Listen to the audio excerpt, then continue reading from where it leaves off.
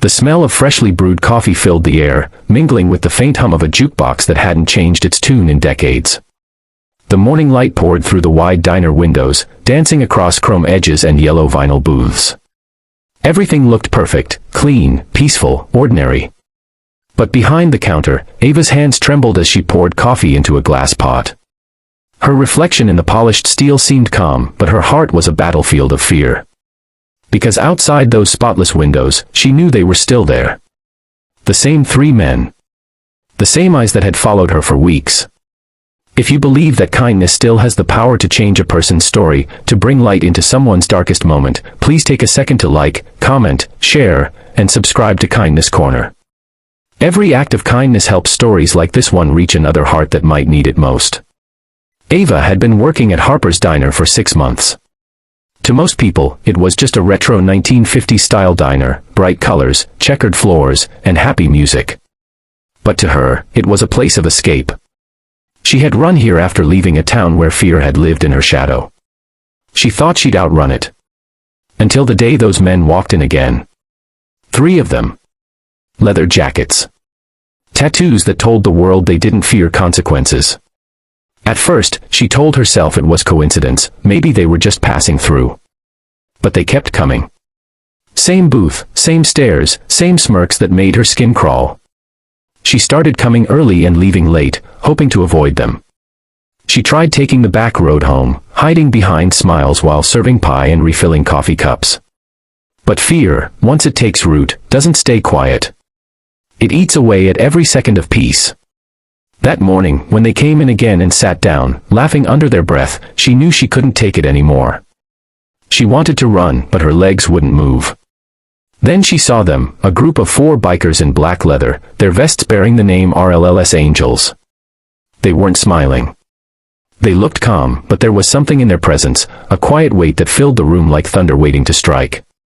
The leader, a broad-shouldered man with a thick salt and pepper beard and arms covered in tattoos, sat in the booth closest to the window. His name tag read Maddox. He didn't talk much. Just nodded when she asked for their order. She tried to steady her hands as she poured his coffee, but he noticed her shaking. "You okay?" he asked quietly. She nodded, but the lie broke inside her before the word even formed. Moments later, when she leaned closer to refill his cup, her voice trembled. She cupped her hand near his ear, her breath catching between words, and whispered, "They won't stop following me." Maddox's eyes didn't move right away. He didn't need to ask who. The reflection in the diner window said enough. 3 men in the back booth, pretending to laugh, their eyes locked on her every move. He turned his gaze back to his coffee, his expression unreadable, but something cold flickered behind his eyes. The rest of the crew stopped talking. Diesel, a bald, heavy-set man with sunglasses resting on his head, leaned slightly forward. Reed, the youngest with a red bandana, set down his cup. None of them needed words, they'd seen enough in their lives to recognize danger when it walked in wearing smirks. Ava swallowed hard, her voice barely audible. "They've been coming here for weeks, waiting outside after closing. I told the owner. He said maybe they're just customers. But I know they're not."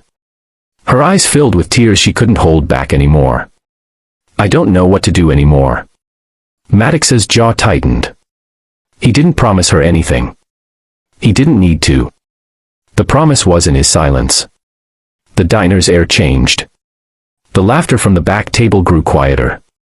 Maddox finally looked up. Slowly. Calmly.